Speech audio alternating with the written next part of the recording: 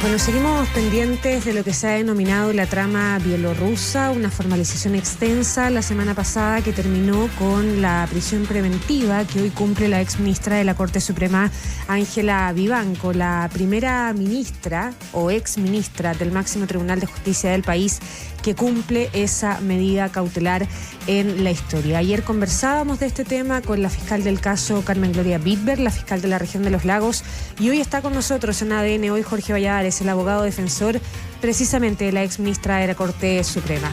Abogado, bienvenido, buenos días. Buenos días, muchas gracias por la invitación. Gracias por estar con nosotros. Partí preguntándole cómo está Ángela Vivanco por estos días. Usted la vio ayer, entiendo, ¿no? Sí, la vi ayer con algunos problemas de salud, producto precisamente del sistema de alimentación que está teniendo. Pero no puedo entrar en más detalles tampoco. Ya, pero... ¿con qué ánimo está enfrentando toda esta situación? ¿Le sorprendió por de pronto el haber quedado en prisión preventiva? Bueno, yo creo que a cualquier persona le sorprendería, y desde esa perspectiva claramente ella es una persona, bueno, es una persona muy fuerte, por cierto, pero esa fortaleza no es capaz de contrarrestar los embates que ha tenido de un asesinato de imagen que ha habido a su respecto desde ya prácticamente 2 años o 1 año y fracción en relación con esto. Y yo creo que no es... Cuando se habla de sorpresa es algo que no es previsible. Yo creo que con la cantidad de información que se ha desplegado, con como digo, este verdadero asesinato de imagen que ha existido, no sé si uno puede hablar de sorpresa. Yo creo que cualquier persona podría representar que hay un prejuzgamiento, que es lo que hemos alegado, una precondena.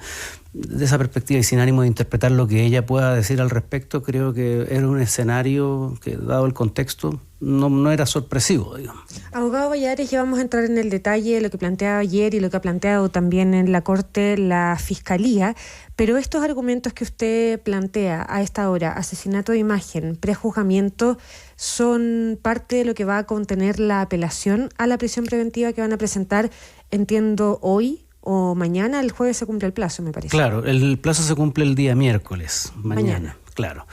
Bueno, es sí algo... o sí van a apelar, eso es... Es que eso sí, eso está definido y evidentemente que hay que hacer un justo equilibrio entre nivel técnico de la presentación y la necesidad de interrumpir lo más pronto posible la privación de libertad de mi representante. ¿Qué significa eso? Que en definitiva mientras antes mejor, pero tiene que tener un nivel de calidad, digamos. ¿Y cuáles son los argumentos para la apelación? Bueno, básicamente es un poco reproducir lo que ya se señaló, pero también cambia un poco la discusión, porque hoy uno lo que ataca, sí es cierto, los fundamentos de la Fiscalía, pero también desde la perspectiva de la resolución del tribunal, que hace suyo esos argumentos y la forma. Entonces uno diría que hay 2 niveles de ataque o de contraataque respecto de la resolución. Uno que tiene que ver con lo formal, si es que efectivamente esa resolución en lo formal cumple los requisitos de una resolución judicial para restringir, en este caso, la libertad de una persona. Y lo otro es que bueno, eso es por algo que estamos apelando. Yo creo que se explica un poco solo. Nosotros evidentemente sostenemos que no se cumple. Los argumentos los reservamos evidentemente para la presentación, porque es una presentación escrita en que uno descarga estos argumentos. Y desde luego también en lo sustancial o en lo material también entendemos que ahí hay una combinación o una mixtura entre lo que dice el tribunal y lo que dice la Fiscalía, evidentemente. Lo que a uno apunta en definitiva es a decir estos antecedentes no son correctos en la forma en que se han planteado. Ya, pero abogado, más allá de lo que usted califica hoy día de asesinato de imagen o lo planteó en el tribunal, esta camotera institucional, fueron sus palabras, acá la Fiscalía, y ayer la fiscal Bitber, a cargo de esta investigación, daba cuenta de numerosos antecedentes muy concretos, algunos de los cuales ya los planteó ante el tribunal, que dan cuenta de los delitos por los cuales se está imputando a su defendida, la exministra de la Corte Suprema, Ángela Vivanco. De todos los antecedentes expuestos, ¿ella se declara inocente absolutamente de todo lo que aquí se ha dicho? Sí. La tesis fundamental de esta defensa, y sostiene en definitiva la versión de mi representada, es el de inocencia. Y aquí un punto súper importante. Nosotros alegamos desde el inicio lo inoportuno y lo innecesario que era la detención de mi representada y la supuesta urgencia en formalizarla. Y ahora, esta urgencia en formalizarla y la orden de detención se despachan sobre la base de los antecedentes que supuestamente la Fiscalía evalúa y tiene a su disposición. Pero resulta que en todos esos antecedentes no está, por ejemplo, la declaración de mi representada. Y para nosotros no es un dato menor, porque finalmente el que esté o no esté significa por dónde debe desviarse o los caminos que puede seguir la investigación a partir de los antecedentes que ella proporciona. Ya, pero es que más allá de una declaración de tal o cual persona, por de pronto de su representada, aquí hay datos concretos que está aportando la Fiscalía. Aquí hay depósitos, aquí hay transacciones de dinero. Ninguno de ellos, y eso soy súper categórico, ninguno de ellos los recibe doña Ángela Vivanco. Ninguno. Y respecto de los otros, no hay una necesaria concatenación o una necesaria explicación, una causalidad o contexto, salvo el temporal en algunos casos, de los que recibiría su pareja. Ya, pero el solo hecho de que ella fuera una persona cercana a los abogados de Black Movitech no implican que a lo menos ella debió haberse inhibido de participar de las decisiones en las que participó. Bueno, esa es una discusión bien interesante. Perdón. Y eso tiene que ver, en definitiva, si la tesis de la Fiscalía es el incumplimiento de deberes, el que en definitiva ha puesto en noticia de un determinado punto si jurídicamente ella estaba o no obligada a declarar su inhabilidad. Y ahí la pregunta ¿es un hecho jurídicamente establecido e incontrastable que es una causal de inhabilidad? La respuesta no es categórica, es contingente, como decimos nosotros, porque en realidad está sujeto en definitiva a la decisión del tribunal. La causal de tener íntima amistad no es con el abogado, es con la parte. Y la Fiscalía no ha demostrado que tenga alguna relación con la parte, sino que, en definitiva, solo nos acompañó fotos y de hecho algunas de ellas fuera de contexto. Si ustedes se fijan, una de las fotos que se acompaña... ¿Los billetes en la cama? No. No. La foto donde dicen, la acompañaron, estaban para demostrar que había estado en el mes de agosto el señor Mario Vargas. Resulta que la foto que ustedes ven es una foto de cumpleaños y es de marzo, que ni siquiera se detalla en qué fecha, pero ya uno ahí ve, por ejemplo, que hay una tendencia a distorsionar la información pura y no se hace un análisis con la pulcritud que uno esperaría respecto de eso, porque finalmente uno produce con eso un prejuzgamiento o un juzgamiento anticipado respecto de cuestiones que en realidad merecen una reflexión mayor. Pongo otro ejemplo. Se habló, y pomposamente por alguno de los querellantes, que habría ido a Turquía, en un viaje a Turquía, y que en definitiva esto no podía ser tanta coincidencia porque en uno de esos vuelos iba aparentemente uno de los socios o gerentes de Velas Movitech. Uno es coincidencia, 4 ya no, digamos. No, eso lo dijo el Consejo de Defensa del Estado. Consejo de Defensa. Claro. Sí, pero resulta que los 3 primeros que menciona son del año 2019 y este otro es del año 2024. O sea, 2023. Estamos hablando, en definitiva, de 4 años de diferencia. Los 3 primeros ni siquiera existía el contrato con la compañía entre Codelco y Velas Movitech. Y por otro lado, el viaje a Turquía tiene un punto súper importante. Ella va acompañada de la encargada de Relaciones Internacionales de la Corte Suprema, quien declara en la investigación y dice: yo estuve todo el momento con ella, ella no salió, no se movió, estuvimos juntas, no recibió a nadie, no se encontró con nadie. Y eso sirve como supuesto presupuesto, o sea, como para decir en definitiva había un conocimiento. Y resulta que para nosotros, ¿qué es importante? En un certificado que emite la Corporación Administrativa del Poder Judicial, señala que ella recibió 2.300 y fracción dólares por concepto de viático. Y que, en definitiva, nosotros decimos, bueno, si en el mes de febrero, que es lo que ellos, lo único que le imputan en relación a dinero es que habría hecho una transacción de un depósito de $2.000 para pagar sus tarjetas. Bueno, la costumbre, el viático generalmente se entrega y siempre se entrega en efectivo. Es que quiero cerrar la idea porque no es menor. Abogado, yo quería volver al tema. Estamos conversando con Jorge Bayaras, el abogado defensor de la exministra de la Corte Suprema, Ángela Vivanco. Cuando Mauricio le pregunta por los pagos, usted dice, ella no recibió ni un pago. Pero sí aparece la figura de Gonzalo Migueles, que es su pareja. Y ahí lo primero que uno podría decir es, ella no sabía lo que estaba pasando con su pareja y con los abogados Vargas y Lagos. Lo primero. Y lo segundo, que la Fiscalía apunta ahí a que sin Ángela Vivanco esta estructura no habría existido. Sin Ángela Vivanco, este caso bielorrusa no habría existido, porque lo que apunta el Ministerio Público es que aquí había un patrón que se sustentaba en ella, que era resolución judicial, pago. Resolución judicial, pago, y ahí la Fiscalía dice que tiene pruebas temporales, etcétera. ¿No sabía lo que hacía Migueles? ¿Y qué respondemos a ese patrón que la Fiscalía apunta se sustenta en ella. Digo. Bueno, primero, ese patrón se destruye si hubiesen admitido la declaración de doña Ángela. ¿Por qué? Porque en definitiva ella tiene una explicación para cada uno de sus movimientos en dinero, e incluso algunos podrían tener explicación, y eso lo vamos a dejar en eso porque en definitiva no se nos ha permitido y no vamos a especular sobre ese punto, pero usted tiene que comprender que en el periodo del cual se está hablando, del periodo investigado, mi representada recibió $50.000 aproximadamente por concepto de viático. Entonces el movimiento en dólar no es un movimiento ajeno respecto de ella, pero hay una cuestión que es más importante, y es que el razonamiento se construye sobre la base de una especulación. Hay un avance que no es permitido, que es un avance de carácter subjetivo y que de hecho lo hace suyo el tribunal, que por el hecho de ser pareja, ella no tenía menos que saber todo lo que hacía su marido. Eso primero. Y segundo, que había una complementación de patrimonios.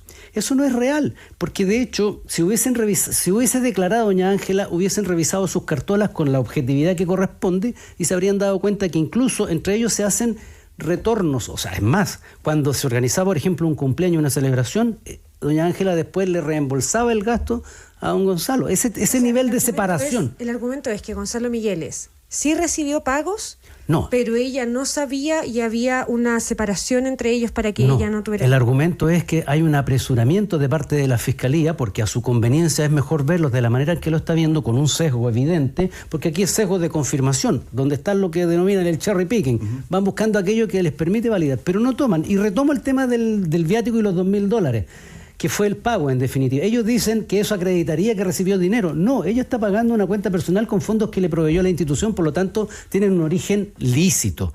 Y desde esa perspectiva, entonces, ese razonamiento se cae. Abogado Valladares, como sea, estamos en el inicio de un proceso. Sí, recordemos acá, más allá de todo lo que se ha informado, más allá de todo lo que se ha dicho, se ha escrito, estamos recién en el comienzo de una formalización. Todavía no estamos en el juicio. ¿Cuál es la estrategia de la defensa? Usted ya nos decía, ella se declara inocente de todos los cargos por los cuales se le imputa, pero aquí vamos a tener invitados a declarar a otros miembros de la Corte Suprema, por ejemplo.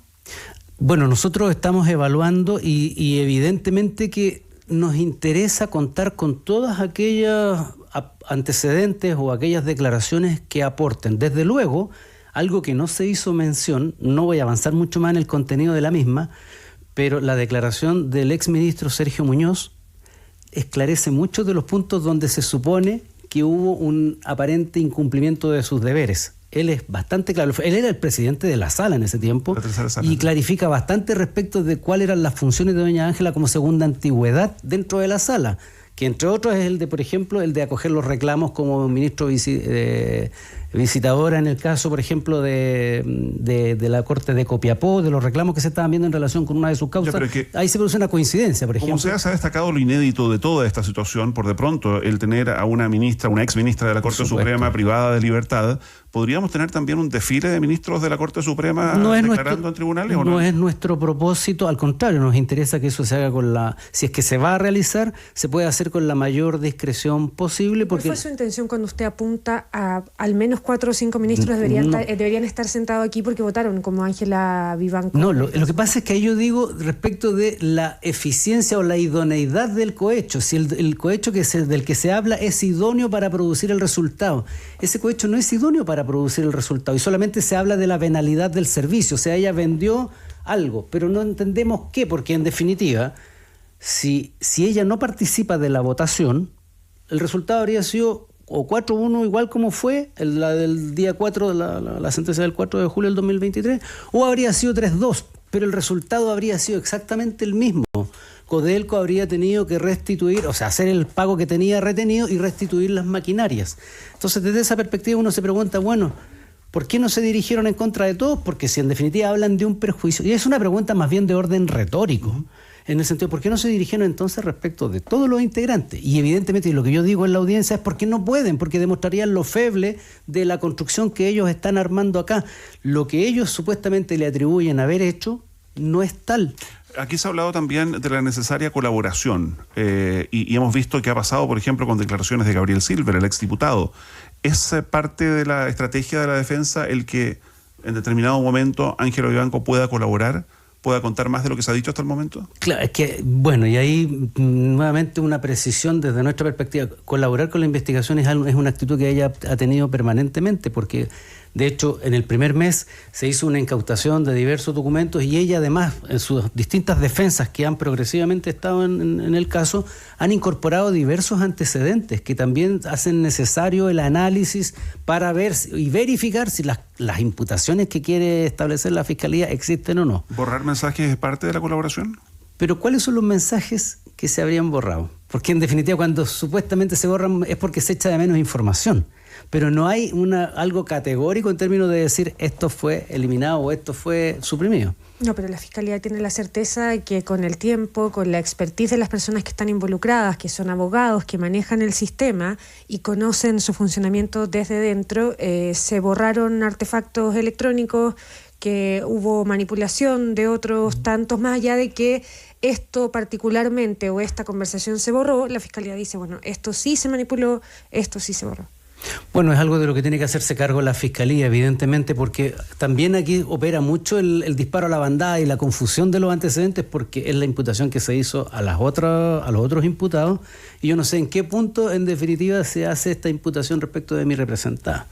Abogado, lo de las colaboraciones activas que plantea Mauricio, evidentemente colaborar con la justicia no es lo mismo que una colaboración activa, que está normada, que está arreglada, que tiene ciertos patrones y que significa, de algún modo, uno podría compararlo con delaciones en las declaraciones de Gabriel Silver, en las declaraciones de Lagos, que más allá de que no ha firmado, ahí está, que apuntan a Gonzalo Migueles y que apuntan a Ángela Vivanco. Y en esa lógica es como que expertos han planteado que, de alguna manera, más allá de que la Fiscalía tiene que presentar más que testimonios, y así lo asumía la fiscal Bitber ayer, van horquillando un poco la figura y la defensa de la exministra de la Corte Suprema, ¿no?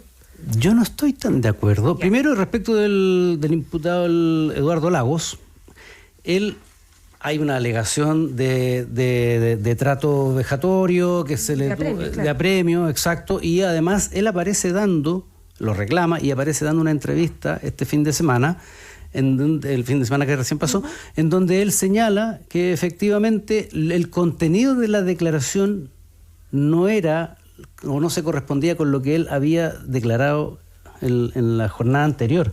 El motivo de su desistimiento tiene que ver con eso, y cuando usted habla de diferencias sustanciales, en definitiva, esa sustancialidad hace que pierda sentido toda esa acta de declaración que por lo demás él no firmó. Segundo, él es un imputado y tiene derecho a guardar silencio, y por lo tanto, como tal, esa declaración no tiene ninguna validez si en definitiva él no declara en juicio. Y eso no deja de ser relevante. Y luego, y después viene lo de Gabriel Silver. A nosotros lo que nos llama poderosamente la atención es que don Gabriel Silver declara, en los hechos él pareciera que sabe todo lo que habría pasado y él percibe honorarios producto de esto. Él tiene presentaciones al tribunal donde efectivamente él solicita la intervención de la ministra visitadora de Copiapó, atendido que no se había dado lugar y qué es lo que motiva en definitiva este correo con la ministra señora Oces de la Corte de Apelaciones. Entonces uno dice, bueno, ¿cuál es el nivel de conocimiento? Parece que es alto. ¿Cuál es el nivel de provecho que lleva? Parece que es alto. Entonces si coincide, y aquí yo diría que Silver es más gravitante incluso que todos. Entonces, ¿por qué él tiene un trato preferente? En definitiva, ¿es que acaso la construcción de la imputación se va a hacer sobre la base de este tipo de delaciones interesadas? La pregunta entonces es, ¿qué validez real puede tener la declaración de una persona que tiene a la vista una ventaja procesal? Porque en definitiva, él puede tener una parte de la información, pero él no tiene toda la información, y por lo demás, él lo único que puede declarar como cierto es que él pidió audiencia con la señora ministro y le pidió audiencia precisamente para que ella verificara el qué estaba sucediendo en la Corte. Pero lo que hace la señora Ángela Vivanco respecto de eso es tomar esas presentaciones y trasladarlas a la Corte para que se hagan cargo desde allá. Abogado, yo sé que esto no es parte de la causa que se ha llamado el caso bielorruso, digamos, pero si uno cruza todos estos antecedentes con las comunicaciones que sí se conocieron de Ángela Vivanco con Luis Hermosilla, ¿no da cuenta todo esto de conductas irregulares, de situaciones que son ajenas al comportamiento que debiera tener una ministra del máximo tribunal del país? Bueno, yo creo que ese tipo una ministra que fue destituida por sus pares, digámoslo. No, por supuesto, sí, pero es que, y aquí también hay que hacer un punto. El trabajo de la Comisión de Ética por sí mismo, nosotros no la cuestionamos. Lo que cuestionamos es que el estándar que se sigue dentro de la Comisión de Ética no es un estándar de debido proceso para los efectos de un sistema procesal garantista como es el que tenemos nosotros. Como primera cuestión, entre las cuales está el conocer el motivo de la imputación, tener la posibilidad de defensa, cuestiones que estuvieron absolutamente anuladas, no existió. Y por lo tanto, tenemos el legítimo derecho a cuestionarlo y más impugnarlo en términos de su validez procesal penal, ¿ya? Eso como cuestión fundamental. Y respecto de otros antecedentes que se hayan ventilado, ustedes comprenderán que no podemos hacernos cargo si ni siquiera ha sido objeto de imputación dentro de lo que está ella actualmente. Sería una irresponsabilidad de mi parte que yo me refiriera a ese tipo de antecedentes cuando en realidad se trata hasta ahora de trascendidos. Para mí, los antecedentes de la investigación son secretos respecto de los terceros ajenos al procedimiento. Y en este caso había una ausencia de ese deber de resguardar la integridad de la información que está en otra carpeta, en otra causa y en otra fiscalía regional. Entonces, a lo menos lo que yo puedo ofrecerle respecto de ese punto es un prudente silencio. Jorge Valladares, abogado defensor de la ex ministra de la Corte Suprema, Ángela Vivanco, muchísimas gracias por